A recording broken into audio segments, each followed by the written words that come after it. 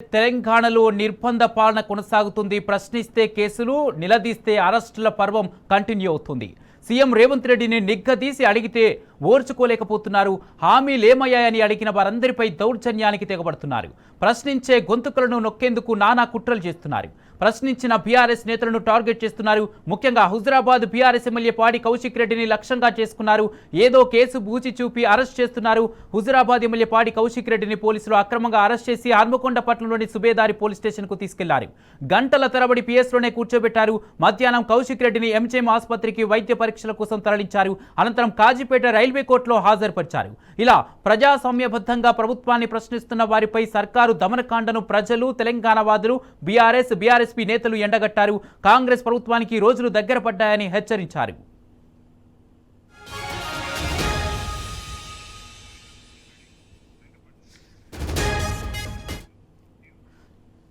తెలంగాణలో నిర్బంధ పాలన కొనసాగుతుంది. ప్రశ్నిస్తే కేసులు, నిలదీస్తే అరెస్టుల పర్వం కంటిన్యూ అవుతుంది. సీఎం రేవంత్ రెడ్డిని నిగ్గదీసి అడిగితే ఓర్చుకోలేకపోతున్నారు. హామీలు ఏమయ్యాయని అడిగిన వారందరిపై దౌర్జన్యానికి తెగబడుతున్నారు. ఇదే అంశానికి సంబంధించి పూర్తి అప్డేట్స్ మా ప్రతినిధి రవికాంత్ అందిస్తారు. రవికాంత్, వరంగల్లో ఎమ్మెల్యే పాడి కౌశిక్ రెడ్డి అక్రమ అరెస్టు జరిగింది. కోర్టులో కూడా హాజరుపరిచినట్టుగా తెలుస్తుంది. పూర్తి అప్డేట్స్ ఏంటి? కుమార్, అర్ధరాత్రి 1:30 తర్వాత నుంచి ఈ అంశానికి సంబంధించి పాడి కౌశిక్ రెడ్డి హుజురాబాద్ ఎమ్మెల్యే అరెస్టుకు సంబంధించినటువంటి అంశము ఇప్పుడు రాష్ట్ర వ్యాప్తంగా ఒక చర్చనీయాంశంగా మారింది. ఈ క్షణంలోనూ కాజీపేట రైల్వే కోర్టు పరిధిలో ఇప్పుడు విచారణ అయితే కొనసాగుతుంది. కాజీపేట రైల్వే కోర్టుకు సంబంధించిన జడ్జి ముందు పోలీసులు ఎమ్మెల్యే పాడి కౌశిక్ రెడ్డిని హాజరుపరిచిన సందర్భం అయితే కనిపిస్తా ఉంది. ప్రస్తుతానికైతే వాదనలు కొనసాగుతా ఉన్నాయి.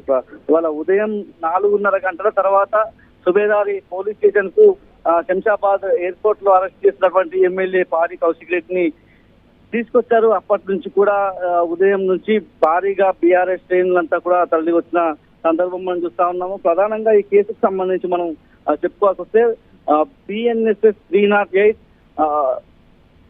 ఆఫ్ 4, అదేవిధంగా 308 ఆఫ్ 5, అదేవిధంగా 354 సెక్షన్ల కింద కేసులు నమోదు చేశారు. ఈ కేసులు కూడా మనం అర్థం చేసుకున్నట్టయితే గతంలో నమోదు చేసినటువంటి కేసులు కాకుండా ఇప్పుడు మళ్ళీ కొత్తగా ఈ కేసులను చేర్చారన్నటువంటి అంశం తెర మీదకి వచ్చింది. అయితే 21వ తేదీన ఏప్రిల్ 21వ తేదీన నమోదైనటువంటి కేసులు ఇప్పుడు వాటిని మ్యానిపులేట్ చేసిన సందర్భం కనిపిస్తా ఉంది. ఆ తర్వాత ఇప్పుడు నమోదు చేసినటువంటి కేసులను కూడా మనం పరిశీలించినట్లయితే 308 సంబంధించి 4, అదేవిధంగా 308 సంబంధించినటువంటి 5, 354 సెక్షన్ల కింద కేసులు నమోదయ్యాయి. గతంలో ఈ కేసులు లేవు.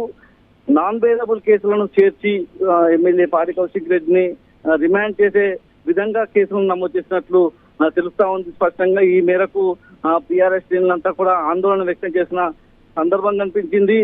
పూర్తిగా ఉదయం నుంచి కూడా అక్కడ ఒక ఉద్రిక్తమైనటువంటి వాతావరణం. మొదటగా ప్రభుత్వం మాజీ చీఫ్ విప్ హన్మకొండ జిల్లా బీఆర్ఎస్ అధ్యక్షుడు దాస్యం వినయ్ భాస్కర్ అక్కడికి వచ్చి పాడి కౌశిక్ రెడ్డికి ధైర్యం కల్పించడం కోసం పోలీస్ స్టేషన్ లోకి వెళ్తామంటే అడ్డుకున్న సందర్భం చూసాము. పూర్తిగా అక్కడ ఒక వాగ్వాదం అయితే కొనసాగింది. ఆ తర్వాత దాస్యం వినయ్ భాస్కర్ అయితే లోపలికి పంపించారు. ఆ తర్వాత మాజీ మంత్రి ఎర్రబెల్లి దయాకర్, మాజీ ఎమ్మెల్యేలు చల్లధర్మారెడ్డి, శంకర్ నాయక్, ఇతర నాయకులందరూ వచ్చి పాడి కౌశిక్ రెడ్డికి ధైర్యం చెప్పిన సందర్భం కనిపించింది. ఎందుకంటే అక్రమ కేసులు నమోదవుతున్న క్రమంలో ధైర్యం చెప్పే ప్రయత్నం చేసిన సందర్భం కనిపించింది. ఆ తర్వాత పాడి కౌశిక్ రెడ్డి కుటుంబ సభ్యులు, పాడి కౌశిక్ రెడ్డి సతీమణి, అదేవిధంగా అతని సోదరుడు కూడా వచ్చి కలిసి వెళ్లిన సందర్భం కనిపించింది. ఆ తర్వాత మధ్యాహ్నం 2 గంటల తర్వాత పాడి కౌశిక్ రెడ్డిని వరంగల్లో ఉన్నటువంటి ఎంజెం ఆసుపత్రికి వైద్య పరీక్షల నిమిత్తం తరలించారు.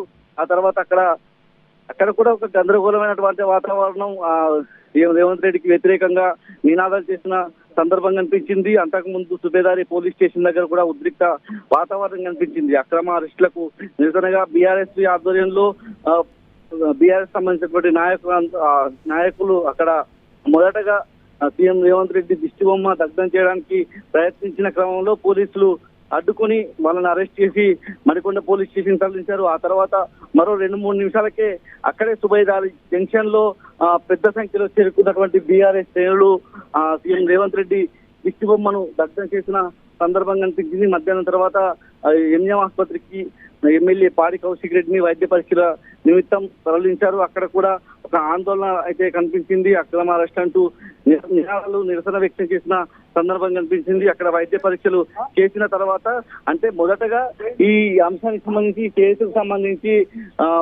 వరంగల్ కోర్టుకు సంబంధించి ఈ కేసు థర్డ్ ఎంఎం కోర్టులో ఆధారపరచాల్సి ఉండగా ఆ కోర్టుకు సంబంధించినటువంటి జడ్జి లీవ్ లో ఉన్నారని అని ఆ తర్వాత వరంగల్ ఏదైతే కాజీపేట రైల్వే కోర్టుకు సంబంధించిన జడ్జి జస్టిస్ నాగ లీలా సుస్మిత దగ్గర ప్రవేశపెట్టిన సందర్భం కనిపిస్తా ఉంది.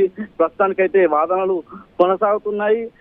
ముఖ్యంగా ఇప్పుడు ఇన్ఛార్జ్ గా ఇప్పుడు ఏదైతే ఈ కేసును పరిగణలో తీసుకొని ఈ కేసును ఏదైతే కోర్టు చూస్తున్నటువంటి జడ్జి కాసేపట్లో ఈ అంశానికి సంబంధించి ఏం జరుగుతుందన్నటువంటి ఒక ఉత్కంఠలు ఇక్కడ ఉన్నటువంటి శ్రేణులు కావచ్చు, బీఆర్ఎస్ సంబంధించిన శ్రేణులు కావచ్చు, అంతా ఉత్కంఠగా ఉన్నారు. ప్రస్తుతానికైతే వాదనలు అయితే కొనసాగుతున్న సందర్భం అయితే కనిపిస్తా ఉంది. న్యాయస్థానాల మీద మాకు నమ్మకం ఉందని అయితే బీఆర్ఎస్ శ్రేణులు బీఆర్ఎస్ నాయకులు చెప్తా ఉన్న సందర్భం అయితే కోర్టు దగ్గరికి లోపలికి అయితే బీఆర్ఎస్ సంబంధించిన నాయకులు మాజీ ఎంపీ వినోద్ కుమార్, మాజీ మంత్రి ఎర్రబెల్లి దయాకరావు, ప్రభుత్వం మాజీ చీఫ్ విప్ దాస్యం వినయ్ భాస్కర్ లోపలికి వెళ్లారు. అదేవిధంగా పాడి కౌశిక్ రెడ్డి కుటుంబ సభ్యులు కూడా లోపలికి వెళ్లారు. వాదనలు అయితే కొనసాగుతున్నాయి. తీర్పు ఏ విధంగా వస్తుందనేది వేచి చూడాల్సింది. Right, thank you Ravikanth. మొత్తంగా తెలంగాణలో నిర్బంధ పాలన కొనసాగుతుంది.